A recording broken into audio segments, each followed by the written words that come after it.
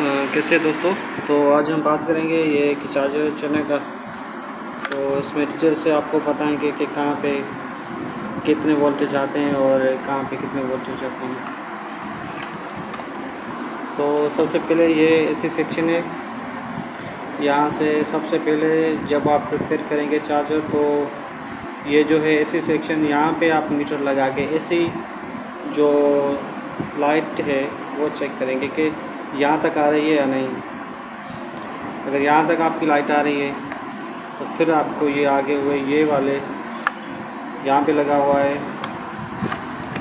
दिखाते हैं आपको। तो यहाँ पे ब्रिज लगा हुआ है, ये देखें। तो ये ब्रिज लगा हुआ है, उसके बाद जो ब्रिज की बीच वाली लाइन है ये वाली, ये ब्रिज लगा हुआ है। तो आपको यहाँ पे डीसी वोल्टेज आते हैं इसके बेस्ट पे, ठीक हो गया। तो बेसिक्स मैं आपको अभी बता रहा हूँ, बेसिक्स जो वोल्टेज हो गए हैं इस चार्जर के। तो ये जो ये कैपेसिटर ये वाला और ये वाला, एक कैपेसिटर पे यहाँ पे जितने वोल्टेज आएंगे ना, वो इस कैपेसिटर पे वोल्टेज वही आएंगे, यहाँ पे और यहाँ पे, ठीक हो गया। और बाकी जो एक कैपेसिटर है इस पे 3 वोल्टेज बनते हैं, 15 वोल्टेज बनते हैं। आपको यह नहीं पता कि किस कैपेसिटर पे वोल्टेज कितने बनते हैं, तो आप ये जो कैपेसिटर इस कैपेसिटर वोल्टेज चेक करेंगे, और अगर इस कैपेसिटर सेम एक वोल्टेज मतलब सेम वोल्टेज आ रहे हैं तो ओके है। अच्छा, उसके बाद ये जो आईसी लगी हुई है ना, ये इसका एक कैपेसिटर है। तो इस पे 15 वोल्टेज बनते हैं इस जगह पे, इस कैपेसिटर पे, और ये वाला जो कैपेसिटर है इस कैपेसिटर पे, और ये वाला जो कैपेसिटर है इस कैपेसिटर पे सेम वोल्टेज बनेंगे, ठीक होगा। अगर आपको ये नहीं पता कि इसमें जो कैपेसिटर है वो कौन सा बड़े वाला है कौन सा छोटे वाला, तो ये देख रहे हैं, ये लिखा हुआ है 400 वोल्टेज, मतलब इसमें ज़्यादा वोल्टेज आएंगे वाला। ये 400 का इस पे सेम वोल्टेज आएंगे, और ये 15 वोल्टेज का इसके हो गए। जब इस पे वोल्टेज 15 आते हैं तो यूँ समझे आपकी जो ये आईसी है ये प्रॉपर काम कर रही है। अगर यहाँ पे वोल्टेज नहीं आ रहे तो फिर आपकी आईसी जो है वो ख़राब है। अगर ये भी एफएटी निकालेंगे, ये भी निकालेंगे, और आउट के सेक्शन में ये जो ब्रिज रेक्टिफायर है ये भी निकालेंगे, तो फिर भी यहाँ पे 15 वोल्टेज बनते हैं इस जगह पे, इस जगह पे, इस जगह पे। ये तो तीनों ही कैपेसिटर पर 15 वोल्टेज बनते हैं। आप चाहे ये भी निकालें चाहे ये भी निकालें।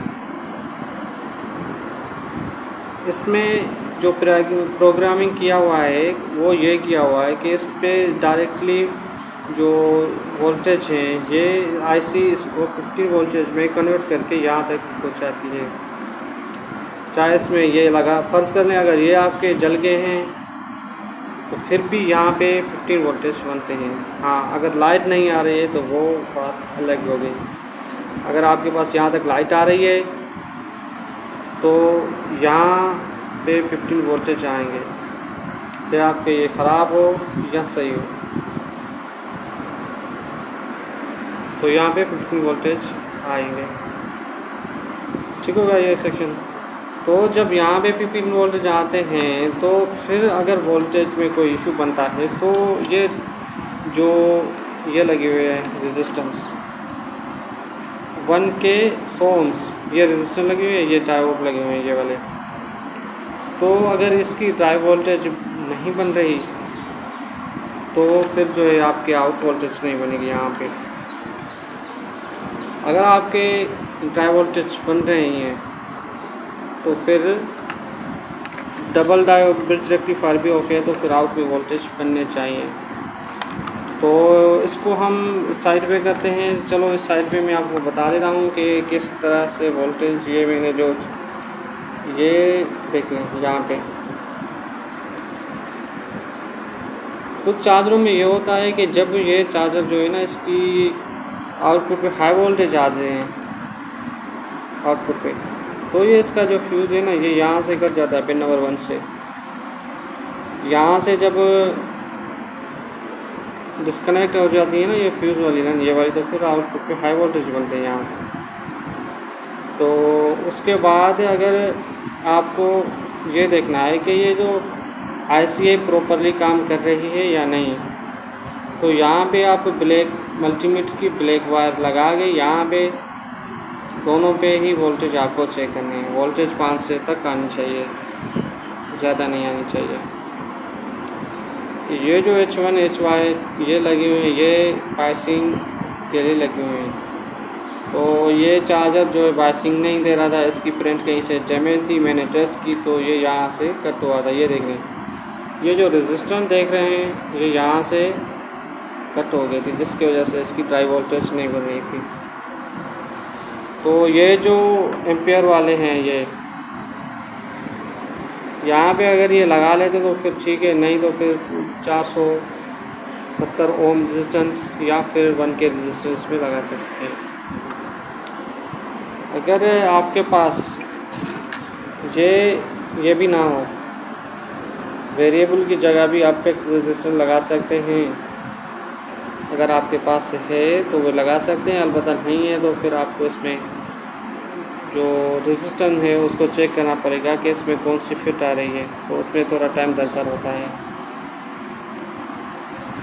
अगर आपका फ़ैन नहीं चल रहा तो फ़ैन ज़्यादातर फ़ैन के लिए ये लगा हुआ है C2655। ये बेसिकली जो फ़ैन होता है उसको ऑपरेट करवाने के लिए ये लगा होता है C2655, ये उसके लिए लगा होता है। यहाँ पे PC पे एक वोल्टेज बनता है, यहाँ पे जब ये चार्जर ऑन होता है तो जब आउट निकलता है तो यहाँ पे एक वोल्टेज बनता है PC का। और ये लगा हुआ है 431, ये TL इसको बोलते हैं 431। तो यहाँ पे एक साइड पे जो 2.5 वोल्टेज आते हैं, दूसरी पाइप 13 से ऊपर वोल्टेज जाते हैं इसके। तो आपको ये चार्जर रिपेयर जब आप ये रिपेयर करते हैं चार्जर, तो अगर आप न्यू है, अगर आप फर्स्ट टाइम इसको रिप्लेस कर रहे हैं, तो बेसिकली आपको ये ध्यान में रखना है कि लाइट जो है यहाँ से आ रही है, यहाँ से फ्यूज़ लगाओ यहाँ तक आ रही है और फिर ये इस कैपेसिटर तक आ रही है। तो फिर मल्टीमीटर से ये आपको जो मासफेट है FAT है ये प्रॉपर्ली आपको चेक करनी होगी। उसके बाद आपको ये नहीं देखना है कि फिर आपने लाइट में लगाया, आपके पास सीरीज़ होना चाहिए। उसके बाद ये जो लगे होते हैं ना ये डबल डायोड ब्रिज रेक्टिफायर जिसको बोलते हैं, तो इसको ये भी चेक करके फिर आपको लगाना है कि कहाँ पे फॉल्ट प्रेस करना होगा। ये जो कैपेसिटर है सबसे पहले ये इसमें बहुत हाई वोल्टेज होते हैं, 300 से ऊपर वोल्टेज इसमें होते हैं। तो आपको ये बात ध्यान में रखना है कि इसके ये वाले इस पर यहाँ तो जो सोल्डरिंग आयरन है उसको सिर्फ निकाल के यहाँ पे लगाएं इस तरह से, तो ये डिस्चार्ज हो जाते हैं कैपेसिटर। यहाँ फिर आप इसको पेशकश से भी टच करेंगे, लेकिन ये बहुत बड़ा फटाका निकालता है फिर आप जो है ना डर जाएंगे, इसको रिप्लेस नहीं करना पाएंगे। तो चाहे आप इसको फर्स्ट कर लें, अभी लाइट में लगा के फिर 2-3 मिनट रखेंगे, फिर भी इसमें लाइट रहती है, इसमें लाइट रहती है, तो आपको ये डिस्चार्ज लाजमी करना है। यहाँ पे जो IC के वोल्टेज मैंने आपको बताया, यहाँ पे 5 वोल्ट बनते हैं। अगर आपका ये ट्रांजिस्टर जो है C2655 ये नहीं मिल रहा आपको ये वाला, तो आप इसके बगैर भी इसका फ़ैन चला सकते हैं। जैसे कि मैं चला रहा हूँ, ये फ़ैन है, ये देख लें, ये फ़ैन है, ये फ़ैन का मैंने जैक लगाया, ये इसके कैपेसिटर पे लगाया है। तो कुछ लोग इसके बारे में कहते हैं कि भाई ये प्रॉपर्ली वर्क नहीं करता, इस पे हाई वोल्टेज बनते हैं, लेकिन ये 1 ईयर से ज़्यादा ये चार्जर अभी मैंने आजमाया, ये बिल्कुल इसमें चल रहा है। ये देख लें, ये यहाँ से हो गया और ये यहाँ से ये इस जगह भी लगा सकते हैं, इस जगह भी लगा सकते हैं। तो ये जो फ़ैन है, फिर ये चाहे इसकी IC ख़राब हो, ये वाली C2655 ट्रांजिस्टर ख़राब हो, या फिर ये जो 70 में लगती हैं ना LM358 300 ये भी अगर ख़राब हो जाए तो फिर भी ये फ़ैन जो है ना ये चलता रहेगा, इसमें कोई इशू नहीं बनेगा। फ़र्ज़ कर लें अगर आपको आईसी नहीं मिल रही SMD वाली, इसमें फ़ैन के लिए दो लगी चीज़ होती हैं, एक तो ये टार्च लगा होता है ये वाला इसमें, और मैंने ये निकाल दिया SMD में लगती है LM358, तो वो मैंने निकाल दी। फिर फ़ैन को जो है ना मैंने ये यहाँ पे ये जो कैपेसिटर है ना ये वाला यहाँ पे कैपेसिटर पे लगा के फिर एक साइड नेगेटिव लगानी है, ये ध्यान में रख के लगानी है, ऐसा ना हो कि आगे पीछे कर लें फिर ये जो आपका फ़ैन है ना ये फिर आपका फ़ैन जल जाएगा। तो आप मल्टीमीटर से यहाँ पे इसके वोल्टेज चेक करेंगे, तो फिर वोल्ट चेक करने के बाद आप इसमें लगा सकते हैं। तो ये ज़्यादातर ये जो हाई वोल्टेज आते हैं लो वोल्टेज आते हैं, तो ये करंट वगैरह जो इसकी ये देख लें कि जो कैपेसिटर पे ये यहाँ तक जो फीडबैक जाता है, तो फीडबैक की लाइन कौन सी जाती है ये आपको बस ध्यान में रखना है। ठीक होगा। मैं अगर आपको बताऊंगा कि यहाँ से लाइन यहाँ तक जाती है तो फिर आपको इल्म नहीं होगा कि कौन सी लाइन क्या थी। आपको ये देखना है कि जहाँ पे कैपेसिटर लगा हुआ है उसके जो फीडबैक आईसी पर जाती है ना वहाँ पे कौन सी लेयर जा रही है, कौन सी लेयर जा रही है, तो उस हिसाब से आप उसको ट्रेस कर लेंगे तो आपको आसान लग जाएगा। मैं बहुत सिंपल तरीके से आपको समझा रहा हूँ ताकि आप इस बात को समझ पाए कि चार्जर को किस तरीके से रिप्लेस कर रहे हैं। तो दोस्तों का बहुत कमेंट आते थे कि भाई जो चार्जर है चाइना वाला उसके बारे में थोड़ा हमें बताएं। तो जो मैंने पार्ट्स थी उसकी तो मैंने वो इस वीडियो में शेयर की है। अगर आपके चार्जर में ये भी ख़राब हो जाए, ये वाले चॉपर के बगैर भी आप चार्जर चला सकते हैं, मैंने चलाए हैं, तो ये ट्रिक आपको मैं अभी बता देता हूँ, फिर बाद में प्रैक्टिकली कभी करके दिखाऊंगा। और यहाँ पे डायोड लगता है FR207 का, तो यहाँ से इस कैपेसिटर लगता है। तो जब ये चार्जर की टर्मिनल है जब बैटरी से कनेक्ट होंगे तो यहाँ पे 15 वोल्टेज बनते हैं। तो जब 15 वोल्टेज यहाँ पे बनते हैं तो ये जो आईसी है ना मैंने आपको बताई थी, ये इसका 15 वोल्टेज का काम होता है जो कि ये आईसी करती है ये वाली। तो जब ये 15 वोल्टेज बनते हैं तो फिर ये यहाँ तक वोल्टेज आ जाते हैं, फिर ये इसकी जो ड्राई वोल्टेज ये वाला चापर बनाते हैं, तो फिर इसकी जो है वोल्टेज FAT के ड्रेन सोर्स पे आ जाते हैं, फिर ये चार्जर ओपन होता है। तो कहने का मतलब ये है कि अगर आपकी ये आईसी ख़राब हो गई है, आपको आईसी मार्केट से नहीं मिल रही या इसमें आईसी आप लगवाना नहीं चाहते, तो आपको करना यह है कि यहाँ पे एक डायोड लगा के डायोड का जो वाइट वाला सेरा है वो कैपेसिटर में लगाना है, और जो विदाउट वाइट के वो यहाँ के कैपेसिटर पे लगाना है। ठीक हो गया। तो ये होती है ट्रिक जो मैंने बताई। अभी टाइम की कमी होने की वजह से तो मैं प्रैक्टिकल तो नहीं कर सकता क्योंकि ये वीडियो जो है फिर लंबा हो जाएगा। तो ये कुछ बेसिक सी नॉलेज थी जो मैंने आपको बताई है। तो उम्मीद करता हूँ मेरा वीडियो आपको जो है बहुत अच्छा। यहाँ पे ये जो है ना अगर आपकी इस TL ये लगी हुई है, देखें कोशिश करके दिखाता हूँ आपको। ये जो TL लगी हुई है ना, अगर इसकी एक साइड पे हाई वोल्टेज नहीं बन रहे हैं और दूसरी, तो फिर ये भी कुछ गड़बड़ है इसमें हो जाती है, फिर आउट नहीं बनता ये भी ये वाली, क्योंकि इसका जो काम है ना ये दोनों साइड से ये काम करते हैं। एक साइड हाई वोल्टेज आते हैं और दूसरी साइड से 13 वोल्टेज से ऊपर आते हैं। अगर एक साइड पे हाई वोल्टेज नहीं आ रहे हैं या दूसरी साइड इसका 13